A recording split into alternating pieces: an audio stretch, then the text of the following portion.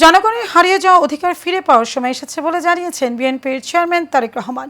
ঠাকুরগাঁও সরকারি বালক উচ্চ বিদ্যালয় মাঠে নির্বাচনী জনসভায় তিনি কথা বলেন। এই সময় তারেক রহমান আরও বলেন, এবারের নির্বাচন জনপ্রতিনিধি নির্বাচনে ভোট নয়, মানুষের ভাগ্য পরিবর্তনে ভোট। জাকির হোসেনের তথ্য ছবিতে মন্ডলী নামের রিপোর্ট। একটি সমৃদ্ধ, মানবিক ও অন্তর্বর্তীমূলক বাংলাদেশ গড়তে শনিবার দুপুরে ঠাকুরগাঁও সরকারি বালক উচ্চ বিদ্যালয় মাঠে জেলা বিএনপির উদ্যোগে নির্বাচনী সমাবেশের আয়োজন করা হয়। সমাবেশে অংশ নিয়ে দলের চেয়ারম্যান তারেক রহমান বলেন, এবারের নির্বাচন হবে দেশকে পুনর্গঠনের নির্বাচন।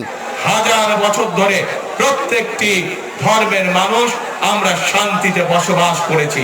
আগামী হাজার বছরেও আমরা চাই প্রত্যেকটি ধর্মের মানুষ শান্তিতে এই দেশে বসবাস করবে। যে যার যোগ্যতার ভিত্তিতে, যে যার মেধার ভিত্তিতে সামনের দিকে এগিয়ে যাবে। প্রত্যেককে বিচার করা হবে তার যোগ্যতা, তার মেধার ভিত্তিতে। ধর্ম দিয়ে কোনো বিচার করা হবে না তাকে। তিনি বলেন, দেশের মানুষ অর্থনৈতিক অধিকার থেকে অনেকটা পিছিয়ে গেছে।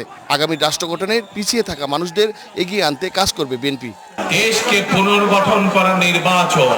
গত এক যুগ ধরে বাংলাদেশের মানুষ তাদের যেমন রাজনৈতিক অধিকারকে প্রয়োগ করতে পারে নাই, তারা কথা বলার স্বাধীনতা পায় নাই, ঠিক একইভাবে বাংলাদেশের মানুষ তাদের অর্থনৈতিকভাবে প্রতিষ্ঠিত হওয়ার অধিকার থেকে অনেক পিছিয়ে গিয়েছে। এই ফ্যামিলি কার্ডের অধিকার হবেন এই দেশের মায়েরা, এই ফ্যামিলি কার্ডের অধিকার হবেন এই দেশের নারীরা, এবং এই ফ্যামিলি কার্ডের মাধ্যমে আমরা প্রত্যেকটি নারীর কাছে তার সংসার যাতে উনি স্বচ্ছন্দে পরিচালনা করতে পারেন, তার জন্য আমরা একটি প্রতি মাসে সহযোগিতা তার কাছে পৌঁছে দিতে চাই। এ সময় 12 তারিখের নির্বাচন ধানের শীষের পক্ষে রায় দিতে ঠাকুরগাঁওবাসীর প্রতি আহ্বানও জানান বিএনপির চেয়ারম্যান তারেক রহমান। এই দেশের গণতন্ত্রকে আমাদেরকে মজবুত করে গড়ে তুলতে হবে, যাতে এই দেশের মানুষের সামনে একটি নিরাপদ ভবিষ্যৎ তৈরি হতে পারে। মন্ডলের নাম, এশিয়ান টেলিভিশন, ঠাকুরগাঁও।